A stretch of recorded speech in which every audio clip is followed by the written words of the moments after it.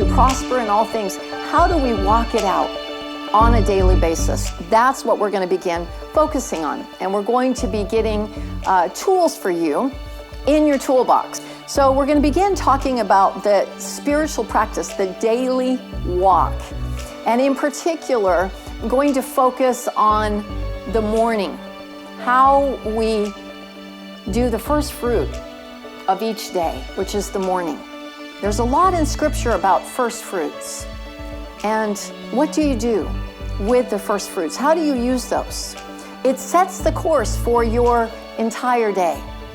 So if you think it's no big deal that, I'm tired, I need to sleep, let me just slam the snooze alarm, let me do that a few times. Okay, that's all done. Okay, now where's my coffee? Let me get my coffee. Okay, all right. Okay, listen, where's the car keys? What happened to the car keys? Get in the car. Come on, kids, hurry up, we've got to get there.